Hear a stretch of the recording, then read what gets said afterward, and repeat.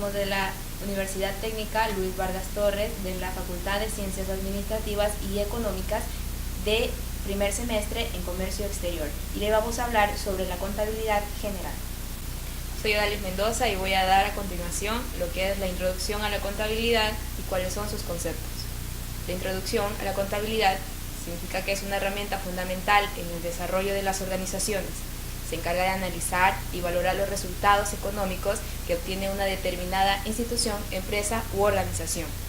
La contabilidad puede definirse como el sistema de información que permite identificar, clasificar, registrar, resumir, analizar y evaluar en términos monetarios las operaciones y transacciones de una organización. Los objetivos de la contabilidad, uno de los objetivos más importantes, es que proporciona información financiera de la organización o empresas e entidades interesadas en conocer los resultados operacionales y la verdadera situación económica con el fin de tener decisiones. La gente interesada que toma decisiones en una empresa son los accionistas, que desean saber su inversión y si es adecuada, los acreedores, interesados en la capacidad de la empresa, el gobierno, conocer y recaudar impuestos y recolectar información con fines estadísticos, y los empleados, que están interesados en conocer el estado financiero para definir una organización y su estabilidad laboral. La clasificación de la contabilidad. Existen dos tipos de clasificación. Según el capital, que puede ser particular o privada, que se ocupa de registro de transacciones y preparación de estados financieros de las empresas particulares. Tenemos lo oficial o gubernamental, se ocupa del registro de información del Estado y de las instituciones diferentes a organismos estatales. Tenemos la segunda clasificación, que según la clase de actividad pueden ser comercial, de industrias o de costos, de servicios y agropecuaria. Tenemos la empresa. ¿Qué es la empresa? Es toda actividad económica organizada para la producción, transformación, circulación, administración o custodia de bienes para la prestación de servicios. Se clasifican en dos, según su actividad y según el número de socios. Según su actividad, son agropecuarias, industriales, mineras, comerciales o de servicios. Según el número de socios, es un solo socio, de varios socios, sociedad comercial, sociedad limitada, sociedad comanditaria, sociedad anónima y sociedad colectiva. Buenos amigos, mi nombre es Eduardo Hurtado y vamos a seguir con lo que es la contabilidad, en donde tenemos el siguiente subtema, que es la clasificación de las empresas. Las empresas se clasifican según el aporte de capital, donde tenemos las empresas privadas. Las particulares intervienen con capital con el fin de obtener ganancias. En las empresas públicas se forman con un capital público o estatales, con el fin de satisfacer necesidades sociales e impulsar el desarrollo económico de una localidad. Empresas mixtas se forman con el capital público o privado y se clasifican dependiendo de su medición del tamaño que posee, donde tenemos las medianas empresas, las pequeñas empresas o las microempresas. Comerciales. Los comerciantes son aquellas personas que ejercen una actividad mercantil, donde tenemos los deberes de los comerciantes. Matricularse en el registro mercantil, tiene que llevar la contabilidad de su negocio, inscribirse en el registro mercantil todos los actos, libros y documentos relacionados con su negocio, conservar con arreglo a la ley, a la correspondencia y demás documentación relacionados con sus obligaciones. También tenemos los requisitos legales del comerciante. Los comerciantes legalmente establecidos deben matricularse en la Cámara de Comercio, debe diligenciar y acreditar los documentos correspondientes para tener todos los derechos a desempeñar dentro del comercio de aquella Cámara de Comercio donde se establece. Cualidades de la información contable. Para cumplir los objetivos, la contabilidad debe reunir las siguientes características básicas, que es la comprensibilidad, la utilidad y la comparabilidad. Principios y normas contables. Las normas son un conjunto de normas y postulados, conceptos y limitaciones que deben tenerse en cuenta para efectuar los registros contables de todas las actividades desarrolladas por la empresa o persona, para que la contabilidad cumpla sus fines u objetivos. Principios contables. Aquí tenemos lo que es la entidad o ente económico, la equidad, la continuidad, el periodo contable, la unidad de medida, la evaluación o medición, realización, la prudencia y por último la importancia relativa o materialidad. Normas técnicas. Las normas proporcionan las herramientas para garantizar que todos los hechos económicos se reconozcan y transmitan correctamente a los usuarios de la información, donde tenemos las normas generales y específicas. Proceso contable. El proceso contable se clasifica en 4 etapas, las cuales son la recolección, el registro, la clasificación y por último el resumen. Los informes financieros. En los informes financieros tenemos lo que son los informes externos, internos y los especiales, los cuales permiten establecer el estado en que se encuentra la empresa. Hola, mi nombre es Kenya Molina. El tema de hoy es una cuenta. ¿Qué es una cuenta? La cuenta es un formato en el que se registra de forma clara, ordenada, concisa y comprensible los aumentos o disminuciones que sufre un valor o concepto del activo, pasivo o patrimonio, después de realizado un hecho económico u operaciones de la identidad. Las cuentas se clasifican en reales o de balance, nominales o de resultado y cuentas de orden o de memorando. El esquema se denomina como cuenta T, como vemos en el gráfico. Su composición es de una letra T, que arriba va el nombre de la cuenta. Del lado izquierdo, como podemos observar, está el débito, cargo o debe. El lado derecho, que como podemos observar también, se encuentra el crédito, abono o haber. Las diferencias entre ambas se llama saldo. Pueden ser de naturaleza de débito o de crédito. Para obtener el saldo de una cuenta, los aumentos se registran en un lado y las disminuciones o reducciones en el lado opuesto. El Plan Único de Cuentas, también como sus siglas se ve en la diapositiva, es PUC. El Plan Único de Cuentas es un listado en el que se presentan las cuentas necesarias con los que se registran los hechos contables. En este se ordenan de manera sistemática todas las cuentas que se hacen de parte de un sistema contable. La estructura del PUC es catálogo de cuentas, descripciones y dinámicas. El catálogo de cuentas contiene la relación ordenada clasificada de las clases, grupos, cuentas y subcuentas correspondientes a los activos, pasivos o patrimonios. También a los ingresos, gastos, costo de ventas, costos de producción, costos de orden, identificando con un código numérico. En las descripciones podemos encontrar todo lo que se expresa o se detalla los conceptos o diferencias de clases, los grupos y cuentas incluidos en el catálogo e indican las operaciones que deben registrarse en cada una de las cuentas. Dinámica. Señala la forma en la que se deben utilizarse las cuentas y realizarse los diferentes movimientos contables que afectan.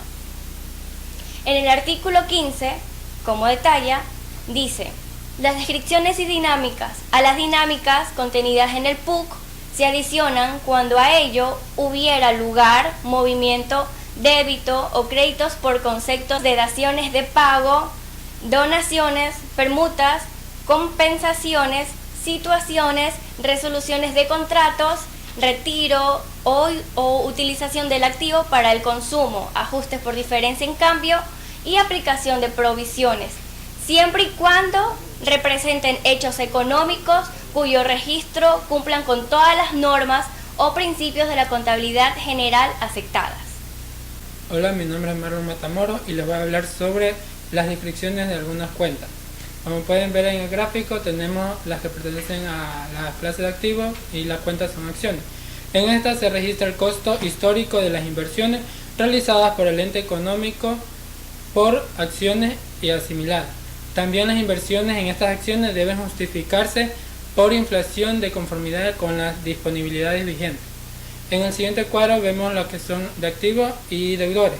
Esta incluye el valor de las deudas comerciales y no comerciales a cargo de terceros y a favor del ente económico. También se concluye el valor de la provisión pertinente de naturaleza crédito. Tal provisión debe justificarse. Los valores en monedas extranjeras deben ajustarse a la tasa de cambio. En el siguiente podemos ver las propiedades, plantas y equipos que pertenecen a la clase de activos. En estas incluye el conjunto de cuentas que registran los bienes de cualquier naturaleza que posee el ente económico. Las propiedades, planta y equipo deben registrarse al costo histórico, de cual forman parte los costos directos e indirectos. Deben establecerse criterios prácticos para el registro de los costos capitalizados por adiciones, mejoras y reparaciones de propiedades. Las reparaciones y mejoras que aumentan la eficiencia o extiendan la vida útil del activo constituye el costo adicional. En el caso de impuestos sobre las ventas que forman parte del costo, debe tenerse en cuenta los prescritos en las normas legales vigentes. En el siguiente vemos las obligaciones financieras. En estas incluyen las obligaciones contraídas por el ente económico mediante la obtención de recursos provenientes de establecimientos de crédito de otras instituciones financieras u otros entes distintos a los anteriores del país o de exterior. Por regla general, las obligaciones contraídas generan intereses y otros rendimientos a favor del acreedor y al cargo del deudor, por virtud del crédito otorgado, las cuales deben registrarse por separado. Hola, mi nombre es Erika Márquez. A continuación vamos a ver las cuentas y los proveedores. Incluye el valor de obligaciones a cargo del ente económico o concepto de adquisición y bienes y servicios. Las obligaciones como proveedores representadas en monedas extranjeras con la disposición de los bienes vigentes, pasivos y cuentas por pagar.